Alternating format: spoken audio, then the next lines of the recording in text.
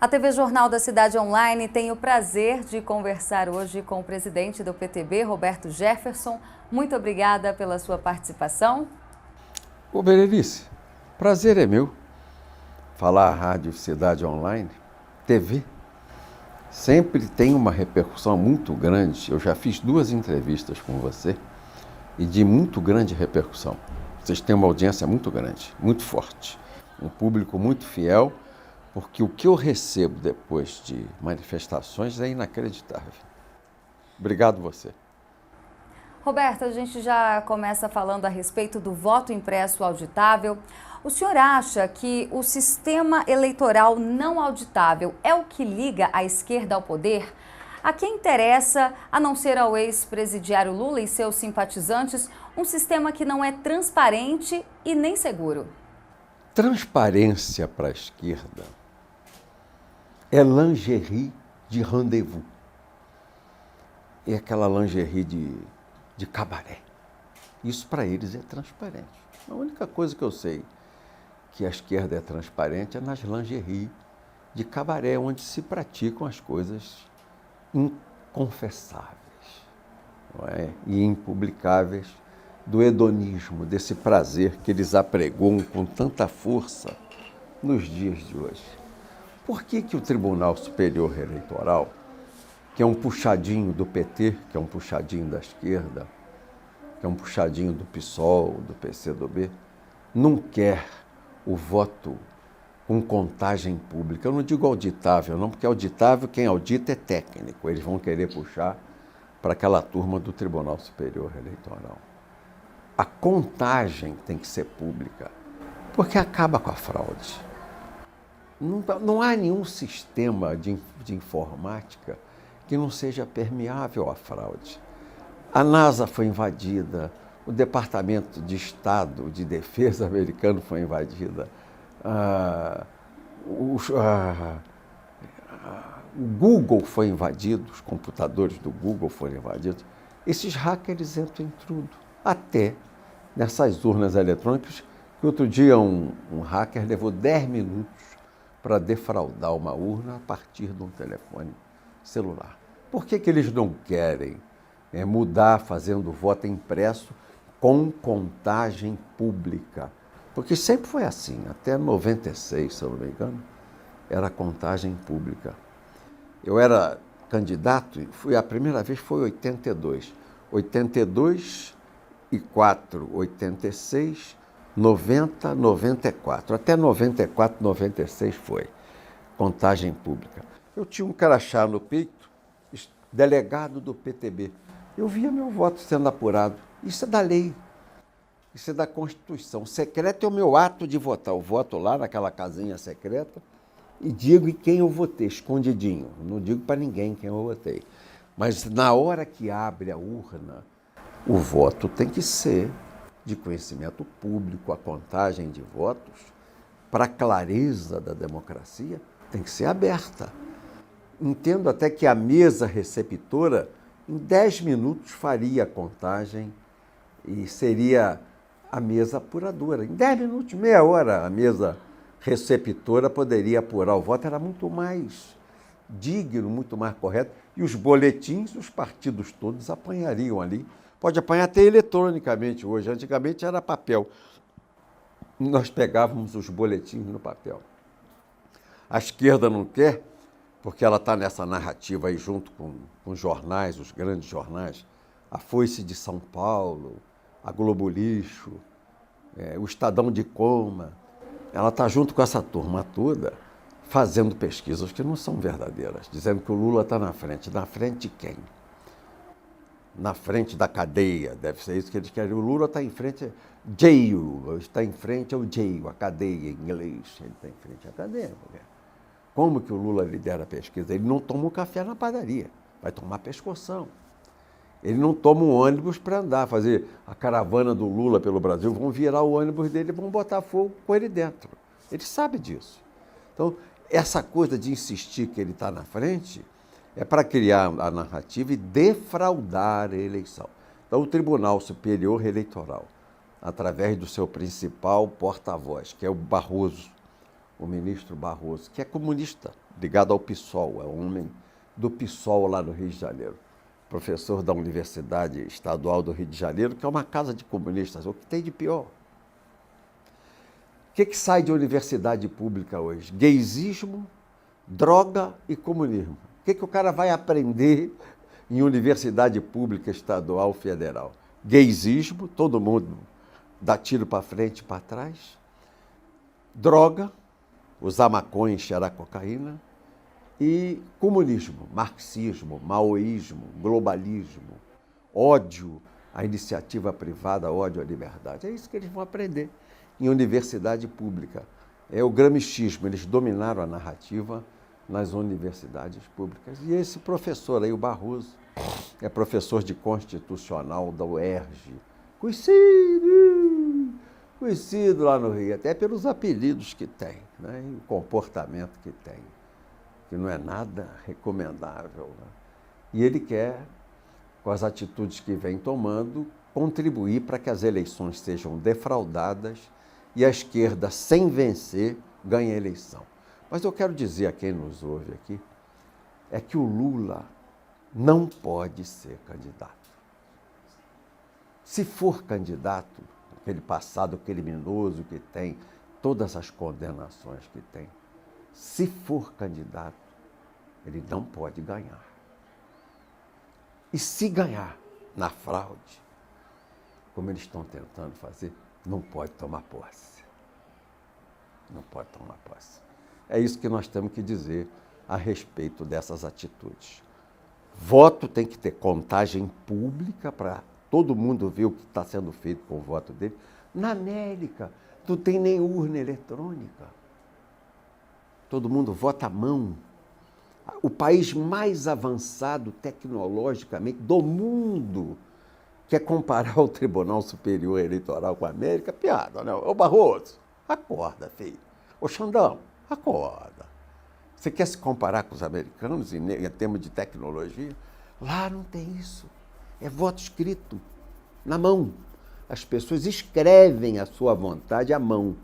E mesmo assim tem fraude pelo correio, pela manipulação das contagens, pelo fechamento depois, através do computador, deu aquela fraude que roubou a eleição do Trump. Imagina aqui. Não querem, é porque eles querem roubar e impedir que o presidente Bolsonaro, honrado, honesto, correto, sério, não rouba, não deixa roubar, vença a eleição. 4 anos esses caras estão sem mamar. A teta secou, eu imagino o desespero, a síndrome de abstinência que a classe política, a cumpliciada dessa classe judicial, né? Porque era tudo partilhado, no antigo era o rachuncho, era por 3, executivo, legislativo e judiciário, rachava o butim. Agora acabou, então está todo mundo de biquinho seco, vai lá na teta da vaca no Estado, no Tesouro Nacional, não tem leite para mamar. Está todo mundo desesperado. Tem que tirar esse genocida. Eu estou morrendo de fome. Eu roubava, comia caviar francês, bebia champanhe francês. Aqui no nosso tribunal, os vinhos eram aqueles de 25 anos. E esse genocida acabou com isso. Nós estamos morrendo de fome. Nós não temos mais butim para comer. Nós não temos mais caviar para comer. Nós não temos mais champanhe para tomar. Champanhe francês da melhor safra. Quer dizer, o cara vai matar gente de fome, que genocida. Eu fico imaginando aqueles artistas da Globo que moram em Paris, em Londres, que moram em Nova York. Ah, eu não tenho mais o incentivo fiscal, não tem mais a Rouanet, eu vou morrer, genocida, está me deixando morrer sem aquela teta do Estado, que o Estado bancava tudo, eu nunca devolvi um centavo ao Estado, estou rico, o povo está pobre, mas eu sou um cantor intelectual de esquerda, eu mereço ser milionário. E povo, deixa esse povo para lá. Esses malandros estão morrendo, todos de biquinho seco. Aí o Bolsonaro é genocida. Ele secou o meu bolso, minha barriga está roncando, minhas ambições estão intocáveis, impalpáveis, inacessíveis. pau no Bolsonaro, morte ao Bolsonaro. A gente ainda lê aí no jornal, tem jornalista que diz morte ao Bolsonaro, morra, genocida, você não me dá mais dinheiro, aquela teta que havia antigamente, que o PT dava para nós, que o Temer dava para nós, que o Fernando Henrique dava para nós, não existe mais, você acabou com a mamata, genocida, acabou com a mamata. E eles querem continuar, querem tirar o Bolsonaro. Mais 4 anos de Bolsonaro vão virar 40 anos, eles vão andar no deserto 40 anos. Sem pouso, morando em tenda. Está acabando. Essa teta está chegando no final e nós vamos ganhar de vocês. E o Lula não pode ser o criminoso, não pode ser candidato. Se for, não pode ganhar. E se ganhar na fraude, como vocês querem fazer, nós não vamos deixar tomar posse. Tá bom, meu irmão? Inclusive, o presidente Jair Bolsonaro chegou a dizer que não ia se recandidatar caso o voto impresso auditável não seja aprovado. E, ao que tudo indica, a PEC não vai ser aprovada após o recesso parlamentar. O que o senhor achou dessa declaração do presidente? Ele não deve ter dito isso, foi mal compreendido.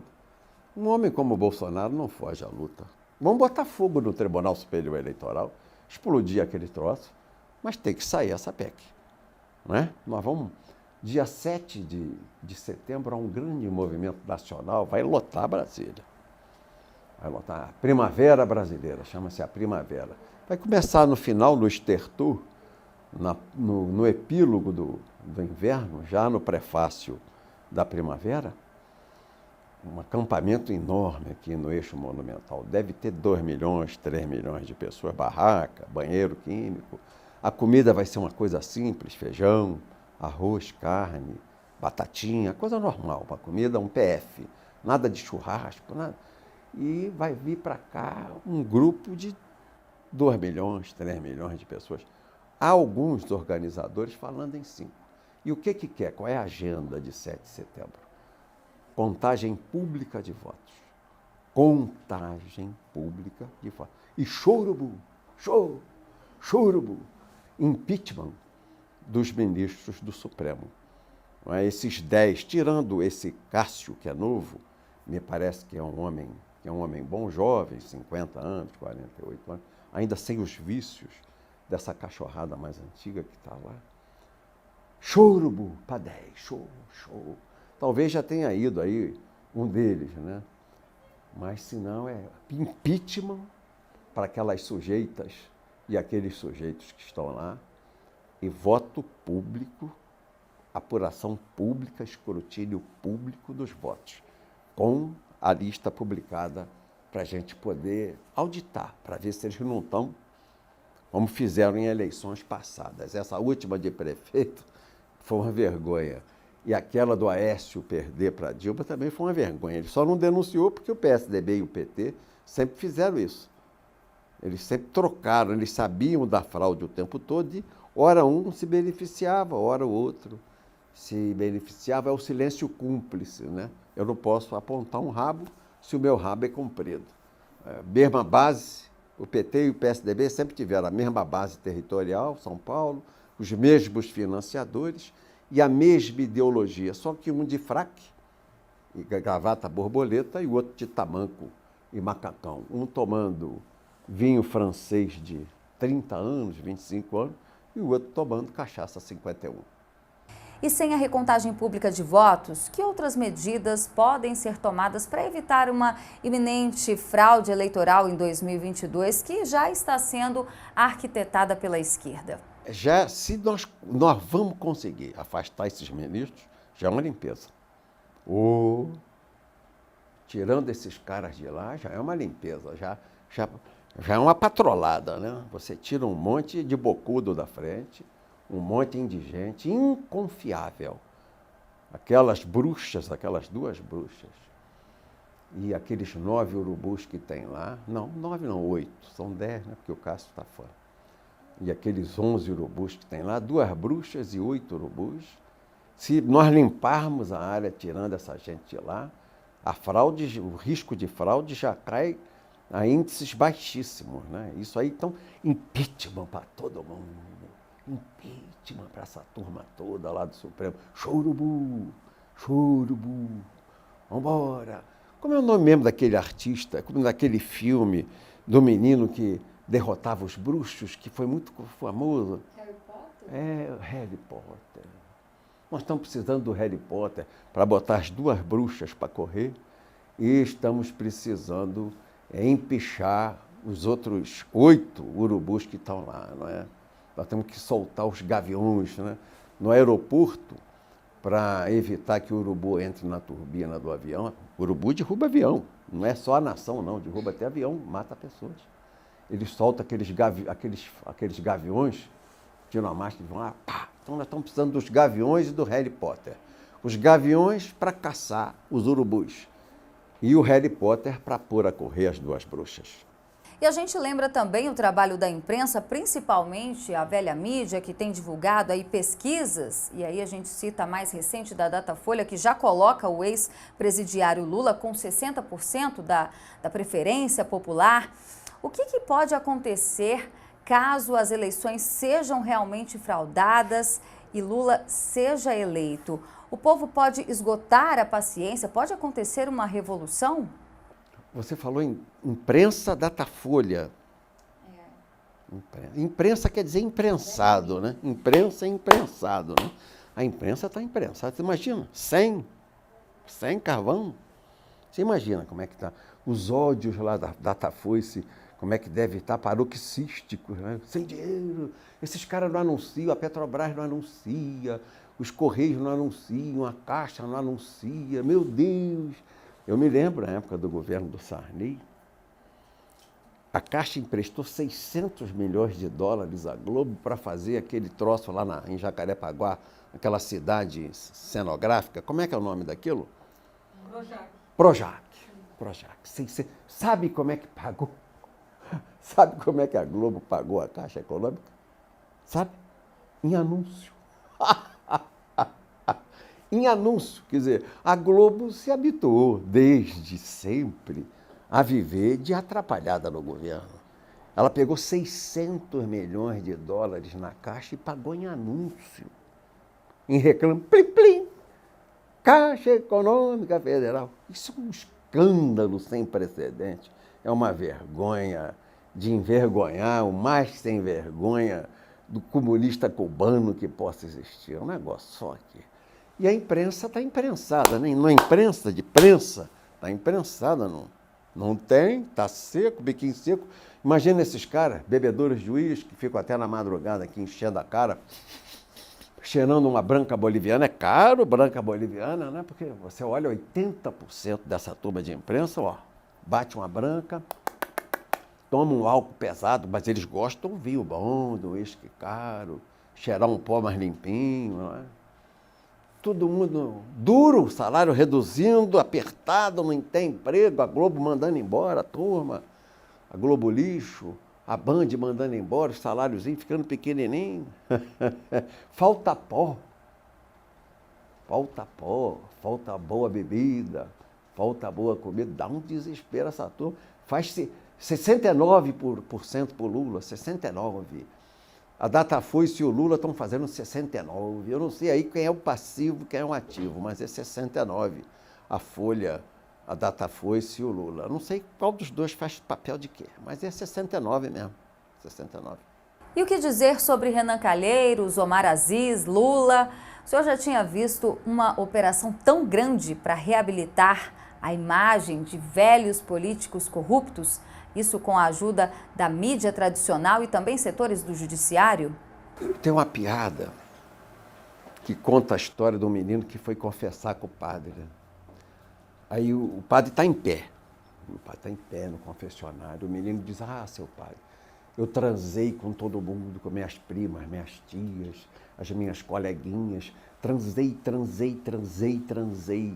Eu não sei qual é a minha posição, o que eu devo fazer. O padre pegou, sentou, falou, meu filho, ó, a tua posição não sei qual é não, mas a minha é essa aqui, eu já estou sentado para tu evitar de vir para cima de mim, né? Então você me perguntou, qual é a posição em relação ao Renan, em relação ao Osmar Aziz? Olha só, os irmãos Metralha, aquele outro senador baiano, como é o nome? Não, o baiano que ofendeu as mulheres, como é o nome dele lá? Otto Alencar? Sim. Otto Alencar. O Randolph não, o Randolph é mais a gazela do Amapá. A gazela do Amapá. É a nossa Barbie, é a nossa Barbie. Mas esses, qual é a minha posição em relação a eles? Pelo amor de Deus, é segurar a carteira e sentar. Pelo amor de Deus, me deixa em paz, meu irmão. Isso aqui segura o bolso, senão eles te pungam. É uma piada, é uma piada. É a primeira vez que eu vejo ladrão de banco investigar o xerife. É só na CPI aí do Covid. O ladrão de banco, os ladrões de banco, os irmãos Metralha, estão investigando o xerife. É isso aí, é uma vergonha e essa CPI tem que acabar. No amor ou no terror. Para moleque, porque eles são moleques, só tem uma saída, ó. Pescoção no pau da goiaba. A maneira de acabar com essa CPI é pescoção, porque quem é moleque tem que tomar pescoção. Eu, quando fazia arte, quando era garoto, papai me dava pescoção. Moleque, não faz isso, não maltrata o professor, não distrata a professora, que conversa é essa? Então, para moleque é pescoção. E essa CPI tem que terminar no pescoção e jogar todo mundo dentro daquele lago em frente ao Congresso Nacional, para lavar aquela latrina daquela CPI, aquela porcilga, aquele chiqueiro que lá está montado, essa CPI do Covid. Os bandidos, os ladrões de banco, querendo investigar o xerife. Eu vou dizer a você um testemunho meu pessoal, da época do governo Lula, quando eu fui cassado. Quando a gente ia no Zé Dirceu, indicar alguém, algum ordenador de despesa no governo, o esquema era para financiar partido. A conversa era essa. Bom, nomeia fulano de tal no Banco do Brasil, na Caixa Econômica, porque aí ele resolve os problemas do partido. Era assim que era tratado. Então já tinha o objetivo de corromper. O jogo era de corrupção.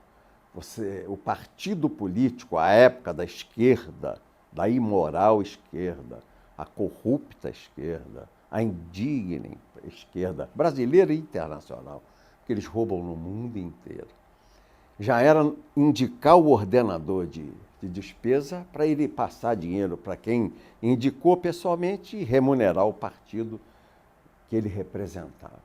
Era assim que era tratado.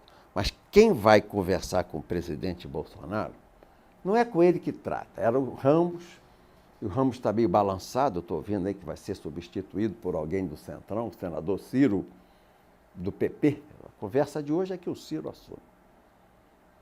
Vê se eles, quando o cara senta lá, eu já fui lá com o pessoal do PTB. O deputado, eu quero nomear lá no meu estado o diretor do INCRA, o diretor do não sei o quê. Ó, assina aqui. O cara assina. Se fizer lambança, está preso. Polícia Federal vai prender o cara e nós vamos botar na primeira página que você que indicou com a tua assinatura que está aqui. Ó. É diferente a conversa. Pode ser centrão, pode ser centrinho, né? Seja o que for. O presidente não é prisioneiro coisa nenhuma do Centrão. Ele estabelece para o Centrão a regra. O Centrão joga o jogo. Com o PT roubava, porque o PT já conversava para roubar, mas com o presidente Bolsonaro não.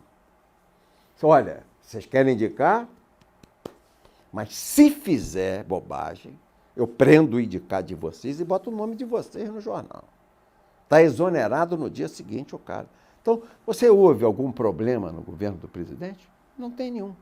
Algum ar de corrupção, alguma denúncia de corrupção? Não há. O governo vai fazer um ano, mil dias sem corrupção. Agora, em agosto, outro dia eu fiz a conta, esqueci se é 27 de agosto, mas faz a conta aí. 1000 dias, eu acho até que o presidente tinha que comemorar isso festivamente. 1000 dias sem corrupção. 1000 dias que ele governe esse país sem roubar e sem permitir que roubem. É um grande homem, é um homem de caráter forte, é um homem digno, é um cristão patriota que respeita o povo do Brasil. E como que o senhor tem visto a postura do presidente do Senado, Rodrigo Pacheco? Isso porque ele já está sendo cotado pelo Kassab para as eleições de 2022. Estão dizendo aí que Rodrigo Pacheco pode ser até o vice de Lula. Ai, meu Deus, Kassab. Ah, Kassab. Ah, Kassabinho. Ah, Kassabinho. Kassab tem que se assumir, né, Kassab? Tem que se assumir, né? O Leite Moça já se assumiu, está na tua hora, né? De você confessar ao Brasil quem você é. E parar com essas jogadas escondidas, né, Kassab? Chega, chega. Esse sujeito aí, presidente do Senado, ele é o advogado, o escritório dele advoga as empresas do acidente de Brumadinho. Ele não fala isso. Mas ele não tem condição nenhuma de disputar a eleição presidencial. Aquelas famílias todas que foram soterradas por irresponsabilidade, daquelas empresas que fizeram aquelas represas sem nenhuma segurança, matou quantas famílias, quantos chefes de família, quantas donas de casa, quantas mulheres, quantos homens. A condenação lá em primeira instância e no tribunal, em Minas, é bilionária. Eu acho que passa de 8 bilhões de reais. Das empresas que são clientes, das empresas que mataram as pessoas. Elas são do escritório lá do Pachequim. O pessoal conhece lá, é conhecido lá em Minas pelo apelido carinhoso de Pachequim. Tem uns que chamam ele de Pachecozinho, mas Pachequim. E as empresas que foram condenadas recorreram ao Supremo, está lá no Supremo. Se cair de 8 bilhões para 800 milhões a indenização, o Pachequim, a verdade se diga, ele se licenciou do escritório, mas continua acionista, ele recebe dividendo se ganhar o dinheiro lá no Supremo. Se reduzir de 8 bilhões para 800 milhões, se baixar 10 vezes a indenização, você imagina quanto vai ganhar o escritório do Pachequim. Isso é que ele não confessa. Por isso que ele não toma atitude de pegar um processo de impeachment com 3 milhões de assinaturas. Não são 300 mil, 30 mil, 3 mil. 3 milhões de assinaturas do povo, das mulheres, dos homens do Brasil. 3 milhões, você imagina o que são 3 milhões de assinaturas para empichar o Xandão, maridão da dona Vivi, e ele não bota para frente. Ele é capaz de armar aquela CPI do circo, onde esses palhaços tentam incriminar o presidente Bolsonaro, onde os ladrões querem perseguir o xerife e não põe para frente o pedido de impeachment que tem 3 milhões de assinatura do povo, porque ele é o advogado das empresas de Brumadinho que sufocaram com lama, mataram com lama, sepultaram indignamente com lama o povo inocente que estava lá. Diz que a indenização que veio de Minas é em torno de 8 bilhões. Se sair 800 milhões, quanto ganha o Pachequinho? O escritório do Pachequim. Ele é um cara honesto, ele é um cara ético, ele se licenciou do escritório, mas abriu mão das ações, renunciou às ações, à cota que tem direito nesses bilionários processos. Hein, ô Pacheco? Você quer ser vice do Lula? Toma vergonha na tua cara, não vai dar. Nós vamos te desancar o pau, Pachequinho. Nós vamos te desancar, essas coisas vão aparecer, isso vem. Não creio que o Kassab, nosso Kassab Leite Moça, eu não creio que o Kassab Leite Moça cometa esse desatino de lançar um cara tão vulnerável, candidato a vice de um outro ladrão tão vulnerável como é o Lula. Quem é que são os eleitores, os presidiários, os cheiradores de cocaína, os gaysistas, os pedófilos. Olha só a turma que vai votar no Lula. Será que tem tanta gente assim no Brasil? Com essas taras, com essas demências, com esses vícios? O Lula é a candidatura do demônio, do vício. E o Pachequinho vai ficar lá com ele, né? Porque também marcado por tantos homicídios, né, Pachequinho? Teu escritório defende empresas tão assassinas, tão vis, né? Nossa Senhora, nós temos que pedir a Deus que nos abençoe para que isso não aconteça. E como que o senhor tem visto esta escalada de ataques aos militares? Militantes de esquerda atacando militares nas redes sociais. O senhor já imaginou algum dia um youtuber xingando um comandante da aeronáutica? Eles não têm respeito, né? Eles não têm nenhum respeito a ninguém. As Forças Armadas no Brasil são as instituições mais bem avaliadas junto à opinião pública. A mão amiga e o braço forte são as Forças Armadas. Mão amiga, o Exército. Mão amiga, braço forte. E ele está abusando da mão amiga. Está abusando, está cuspindo na mão amiga. Parece um verso do Augusto dos Anjos. Toma um fósforo, acende teu cigarro. O beijo é a véspera dos carros. Se alguém ainda causa vil a tua chaga, apedreja a mão que te afaga, escarra na boca que te beija. Então, esses militantes de esquerda, eles apedrejam a mão amiga que afaga e escarram na boca que beijam, porque eles são assim, gente da pior qualidade. Bom, contra o presidente Jair Bolsonaro já acumulam aí centenas de pedidos de impeachment. Até hoje nenhum virou em nada. Agora eu queria saber do senhor, como jurista, a sua experiência, né? Esses pedidos de impedimento, na sua opinião, não são só para desgastar aí a governabilidade, também gerar um feedback da mídia? De 0 a 10, quais são as chances de se abrir um pedido de impeachment hoje contra o presidente Jair Bolsonaro? Penso que é muito difícil. Muito difícil. O presidente da Câmara está muito firme na posição de rejeitar os pedidos de impeachment. Outro dia, o alagoano que preside a Câmara dos Deputados, ele falou até uma coisa sobre o Renan e o filho do Renan. Ah, já lembrei. O Renan fazendo pressão, pedindo impeachment, forçando o presidente da Câmara dos Deputados a receber o impeachment. Ele disse: Renan, você é o velhaco velho e o teu filho é o velhaco jovem. Quem é que vai acolher um pedido de impeachment feito pela velhacaria, né? Velhaco. Deus me livre, chamado de velhaco. Se o cara me chama de velhaco, vai comer chumbo. O Renan nem reage, é tão safado, tão sem vergonha, que não reage. Velhaco. O presidente da Câmara mora lá no mesmo estado, dá até para marcar um encontro na praça, né? Vamos encontrar na praça, eu quero botar limpo, você deve me chamar de velhaco. Olha que palavra, velhaco velho, Deus me livre. Essa velhacaria não prevalece, a vontade de Deus não permite que isso aconteça. A censura avança contra os canais conservadores. Caso Lula volte, jornalistas independentes correm o risco até mesmo de serem presos. Qual a sua opinião sobre isso? O Lula não pode ser candidato porque é criminoso, ladrão condenado em terceira instância. Se esse puxadinho do PT, o Supremo, permitir que ele seja candidato, ele não pode ganhar. E se ganhar, ele não pode tomar posse, ele não pode governar.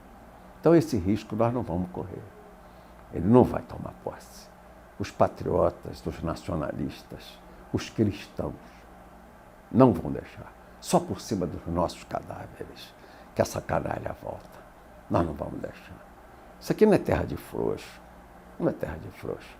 Nós vamos viver aqui em 7 de setembro, a primavera brasileira. O Brasil vai ver, né? O rugido da liberdade, o leão rugindo, o rugido da liberdade da vida, o rugido da vitória, o rugido de Deus, o vento do Espírito Santo soprando forte e advertindo a esses caras: não vem não, isso é uma nação cristã, patriota, não vai permitir que vocês abusem de criancinha, que vocês droguem o povo.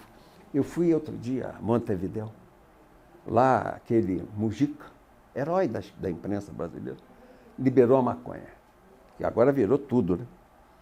E você anda na rua, você não vê uma mulher grávida, não tem mais.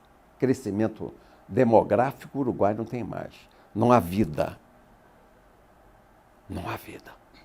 Você, antigamente, eu ia ao Uruguai, ia a uma livraria, era um povo culto, as livrarias lotadas. Hoje as livrarias vazias. E os meninos na rua, brasileiro, como estás? Bien, tudo bem? Todo mundo doidão, cada esquina com cheiro de maconha, cada praça cheirando a maconha, cada barzinho cheirando a maconha. Oi, amigo, como estás? Tudo bem? Tudo bem? Todo mundo cheio de maconha, povo todo drogado, povo dominado pelo vício. Esses caras vão mandar aqui, vão não? Vocês não sentam na cadeira não, gente. Sentam não. Vocês vão ver que vocês não sentam. E qual é a posição do PTB com relação a parlamentares do partido que eventualmente possam votar contra o veto do fundão? Há esse risco? Esse fundão é para financiar a esquerda, porque o Bolsonaro não precisa de dinheiro para ganhar a eleição. Vem com o povo, no coração do povo, no amor do povo. 6 bilhões. É um assalto. É um assalto, é um roubo. Dinheiro do povo. Você raciocina uma coisa aqui, você que é um eleitor cristão, e os cristãos são 90% do Brasil. Vem uma mulher dessa do PCdoB, uma Manuela Dávila, ou aquele menino Orlando Silva, que presidiu a UNE, eles apresentaram um projeto que muda o Código Civil permitindo o incesto. Olha só, o pai pode casar com a filha, a mãe pode casar com o filho, o irmão com a irmã e a irmã com o irmão. Eles apresentaram esse projeto. Então, o teu dinheiro, do teu imposto, comerciante, dono do bar, do restaurante, da escola, não é? Você que é trabalhador, que desconta lá o imposto de renda, o teu dinheiro vai financiar esses caras que escrevem essas coisas contra teu credo, contra a tua convicção. Como é que você pode financiar o veneno para matar tua família? Desgraçar tua família? Como? 6 bilhões para dar a esses demônios, para destruir o teu lar cristão, a tua cultura cristã. Como? Quer dizer, essa turma do PCdoB vai fazer discurso com você cristão financiando no teu imposto, no ICM, no IPI, no imposto de renda que você paga, no ISS. Como? Isso é um absurdo, é um assinte, é uma vergonha, não pode. No PTB, nós já estamos fazendo assim uma grande limpeza no PTB, uma grande limpeza. Quem votar contra o veto a essa vergonha desse fundão está expulso do PTB. E se até a eleição, esses processos são lentos, passa pela comissão de ética, depois discute na justiça, aí cai na justiça eleitoral, já sabe, né? Justiça eleitoral toda mancomunada com a esquerda, está todo mundo a favor do fundão lá na justiça eleitoral. Não vou dar vaga para o cara disputar a eleição. Não darei vaga nos diretórios, não tem, não é compulsório a candidatura, não terá vaga. E se tiver, votou, se desgastou, não leva uma prata, nenhuma prata. Quem votar a favor disso não leva 10 centavos de fundo partidário eleitoral. Só, o Roberto é maluco, ele não falou nada, eu já estou falando com antecedência. Não, eu consegui passar por tudo, ganhei na justiça, sou candidato. Então vai pedir dinheiro lá, o Xandão. Pede ao Xandão para te dar uma grana lá. Que eles são os juristas, né? Hoje o Supremo e o Tribunal Superior Eleitoral está cheio de jurista, mas jurista que empresta juro. Porque de direito mesmo, de conhecimento de lei, de Constituição, não tem nenhum. É tudo jurista que empresta juro. Então vai lá pedir para os juristas do TSE e para os juristas do Supremo. E já que estamos falando de STF, o Supremo recentemente arquivou o inquérito dos atos antidemocráticos, porém, o ministro Alexandre de Moraes abriu um novo inquérito sobre fake news, sugerindo aí que exista uma organização criminosa que atua nas redes sociais. Qual a sua opinião sobre isso? Organização criminosa é o Supremo, Orcrim. Uma organização de crime contra a Constituição, contra a dignidade humana. Você vê, o que ele está fazendo com o Daniel Silveira é crime. Há um mês o Daniel Silveira já depositou lá o dinheiro da fiança e ele não solta o Daniel. Prisão arbitrária, criminosa, tortura. Então é um Orcrim, para cometer crime de abuso de autoridade. O Supremo é um Orcrim, é uma organização criminosa para a prática do crime de abuso de autoridade. Então, um sujeito desse, nossa Senhora, Alexandre de Moraes, Jesus do céu. O portfólio desse cara, não recomendo esse cara para coisa nenhuma. Como é que ele é ministro do Supremo? Só o PSDB, só o Fernando Henrique indica um sujeito desse, ministro do Supremo. Não podia ser, nunca. Não dá o portfólio dele, o network dele, né? A lista de clientela dele, não autoriza o homem dele. Ilibada a reputação, não podia ter passado. Um homem que copia, como ele copiou livros de juristas internacionais, ele fez teses de direito, copiou 2 livros de um jurista espanhol e disse que foi ele que escreveu. Quer dizer, um homem que tem essa capacidade, defrauda tese de doutorado e de pós-graduação, um homem que defrauda tese. Como é que um homem desse chega ao Supremo? Não dá. Não fede nem cheira, não vai ter valor. Vamos falar agora sobre a retomada da economia? Safra recorde, PIB aumentando, enxugamento da máquina pública. O Brasil está avançando, apesar da pandemia e dos esforços dos opositores? Não tem corrupção. Você sabe como é que o presidente Bolsonaro pagou 200 bilhões de reais de auxílio emergencial? Dinheiro que economizou da corrupção. Esse dinheiro vazava entre os dedos, era o dinheiro da corrupção, dos senadores, dos deputados, do judiciário, do executivo, vazava, das empreiteiras. Ele acabou com isso. Aí ele teve grana, dinheiro em caixa para poder pagar o auxílio emergencial. E esse homem é apedrejado por uma cambada de canalhas que desejam o mal do país. O país está crescendo, o PIB está crescendo, a economia está num lugar, a confiança no governo do presidente, a confiança na política econômica do presidente, a confiança na moral, na dignidade, na correção, nos princípios, nos objetivos, no futuro que sonha o presidente Bolsonaro. Senão o dinheiro não vinha para cá. E esses caras querem derrubar um presidente desse para botar um ladravaz no lugar dele. Não é? Querem botar Barrabás no governo. O Barrabás vai para o governo e vão crucificar Jesus outra vez. Será que o povo, diante de Pilatos, porque esse Tribunal Superior Eleitoral é o Pilatos, será que esses vagabundos lavando a mão, o povo vai escolher Barrabás e vai derrotar o homem que representa Cristo, seus conceitos, sua palavra, sua formação? É isso que nós vamos ver no Brasil? Duvido. Nós somos muitos cristãos. Esse país foi construído sob a cruz. Esse país, 26 de abril de 1500, a primeira missa no Brasil, Santa Cruz de Cabrália, na Bahia. Essa terra foi oferecida a Deus. Será que meia dúzia de comunistas vão revogar esses 500 anos de cristianismo? Esse país cresceu sob a direção dos cristãos. Nós tínhamos 40% só de faixa territorial pelo Tratado de Tordesilhas, só a faixa litorânea. E foram os missionários cristãos ao lado dos bandeirantes que anexaram os outros 60% do Brasil. O oeste, o norte, tudo isso veio para cá, para o Brasil. Tomamos da República Bolivariana, daquele monte de republiqueta de banana, Equador, Peru, Bolívia, tudo republiquetazinha, né?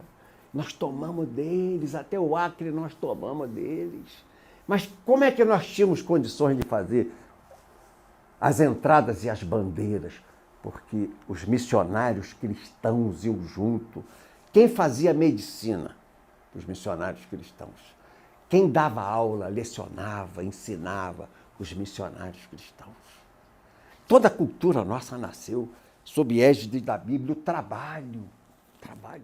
Está aqui, ó. Desde de Gênesis, é de alfa a ômega na Bíblia. Deus, em 6 dias, fez os céus e a terra. Descansou no 7º. Descanso semanal remunerado, o DSR de Deus. Eu só não sei quem pagou a Deus o descanso semanal remunerado, que ele descansou no 7º dia. Está tudo aqui, o trabalho.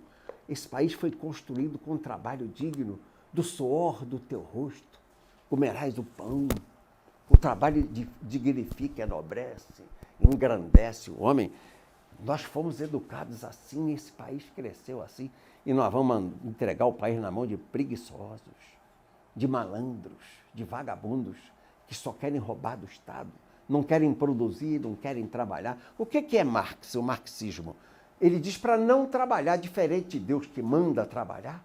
Ainda sobre política internacional, o senhor acredita que o povo cubano vai conseguir derrubar o governo ditatorial comunista? E se isso ocorrer, qual é o impacto na América Latina, especialmente no seio esquerdista brasileiro, vendo seu maior símbolo desmoronar? Vai perder muita força aqui, né? Você vê que em 64, no Brasil, a nossa Revolução Redentora, cristã, democrática, a revolução que o povo exigiu contra a tentativa marxista de um sindicalismo totalitário, maoísta, stalinista no Brasil, derrotou o comunismo por causa de 60. Havia uma influência muito grande de Fidel Castro, de Che Guevara, naquela época, aqui no Brasil. Isso era importado.